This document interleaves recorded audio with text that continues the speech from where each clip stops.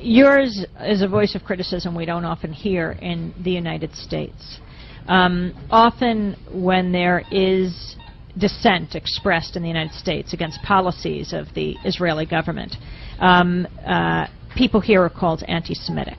What is your response to that as an Israeli Jew? Well, it's a trick. We always use it.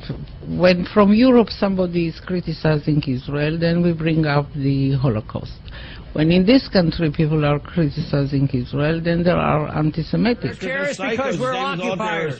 But no, we're not occupiers. That's the same anti-Semitic argument we've heard over and over again. No, that's the same anti-Semitic argument we've heard over and over and over again. Attack. Look, Larry, I think one at a time, guys. It's not a vicious attack. Larry, I'd like to respond to some of these points that are being made. All right, let's go back to Sheila. We don't need to get into that. That is terrible. We don't need to get into that.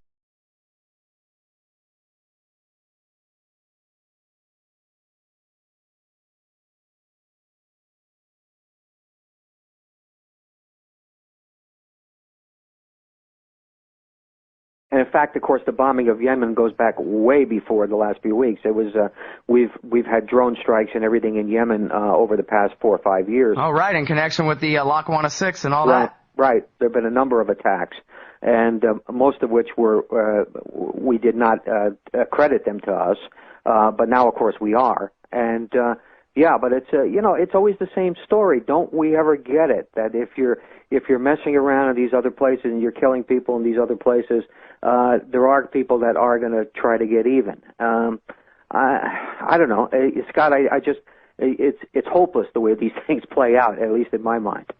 Well, you think the people that run the CIA Counterterrorism Center are as stupid as the people who cover these issues on TV? Because, I saw Ron Paul say to Larry King last night, look, man, we bomb them, then they bomb us back. History didn't begin on September 11th. It didn't begin on Christmas Eve. It began way back in the day, and America's been bombing the Middle East in general, supporting their dictators, etc., etc. We started it, and now we have trouble. They're terrorists because we occupy them, he said. And Larry King and Ben Stein and Sheila Jackson Lee looked at Ron Paul like they couldn't even understand what he was saying. They were like, oh, what do you mean America started it? Well, Ben Stein called Ron Paul an anti-Semite. Right, even though he didn't mention that, Osama bin Laden and Mohammed Atta both said that the reason they did it is American support for Israel. Yeah. He didn't even mention that part of it at all. He didn't say anything about Israel at all. Well, this is the whole point. I mean, if you control the narrative, you control the narrative in such a way as to make it say what you want. And Ron Paul is saying, no, this is not what the narrative is. There's a much bigger narrative out there, a much bigger story. And, of course, he's absolutely right. Michael Scheuer founded the CIA's Counterterrorist Center, the Bin Laden Unit, in 1996. We haven't progressed very far since 9/11. We're fighting an enemy that basically doesn't exist. The American people for the last 4 presidents, including our latest president, our now president, continue to tell Americans that we're fighting an enemy that's motivated by hatred for our freedoms and our liberties, women in the workplace, liquor after the work day, and is so therefore a fanatic, limited number of folks. Nothing could be further from the truth. What are they motivated by? They're motivated by the impact of our foreign policy, particularly our support for tyranny. We've just reinforced the status of the Yemeni dictator, for example. We support the police state that governs Saudi Arabia, that governs Jordan, that governs Egypt and Algeria. We give unqualified support to the Israelis in terms of money and armaments. These are the motivations of the enemy. And it's what our politicians want you to believe, that we're being attacked because we have women in the workplace and primary elections every 4 years for the presidency. If we were being attacked by people with those grievances, they wouldn't even rise to the level of a lethal nuisance. The politicians don't want to talk about the impact of our support for Israel. They don't want to talk about their abject failure in doing anything about energy self-sufficiency over the past 40 years. They don't want to tell us that our sons and daughters are dying in order to support tyrannies in places like Egypt, Jordan, Saudi Arabia, and Algeria. Until we start to talk about those things, we are fighting an enemy, as I said, that doesn't exist. This is a very precise enemy. There is no evidence, at least in the corpus of materials from Osama bin Laden and Ayman Zawahiri, that they're extremely angry and ready to blow themselves up because we have McDonald's and Budweiser. That's a nonsense argument, but it's the basic argument given to us by our last 4 presidents.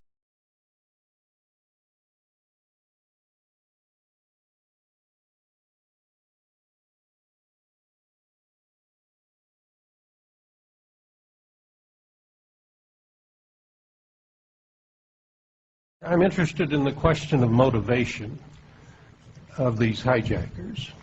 My question is really directed to the agents. But what have you found out about why these men did what they did? What motivated them to do it? I believe they feel a sense of outrage against the United States. They identify with the Palestinian problem. They identify with people who oppose repressive regimes. And I believe they tend to focus their anger on the United States.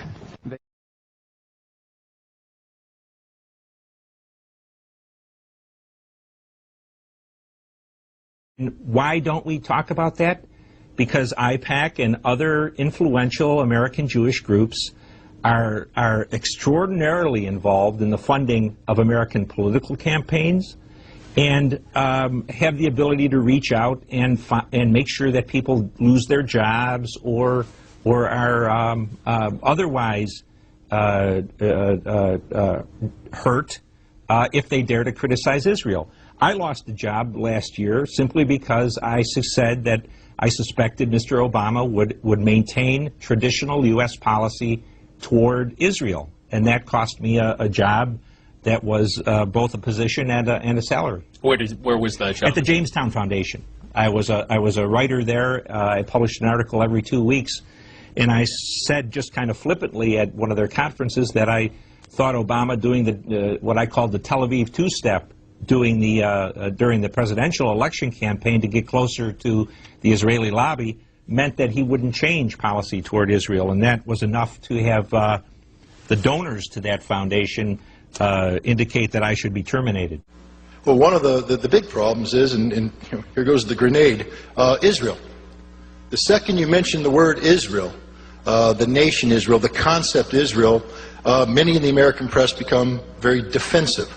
We're not allowed to be highly critical of the state of Israel. And the other thing we're not allowed to do is discuss the notion that Israel and the notion of Israeli interests may in fact be dictating what America is doing.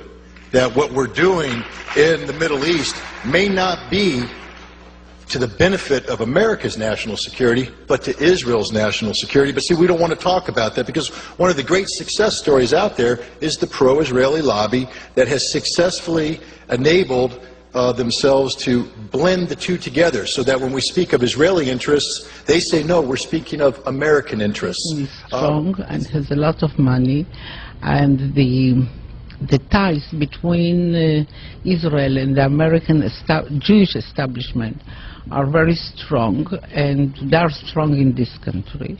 As you know, they have power, which it's okay. They are talented people, and they have power, money, and media, and other things. And their attitude is Israel, my country, right or wrong, the identification. And they are not ready to hear criticism. And it's very easy to blame people who criticize certain acts of the Israeli government as anti-Semitics and to bring up the Holocaust and the suffering of the Jewish people. And that justifies everything we do to the Palestinians.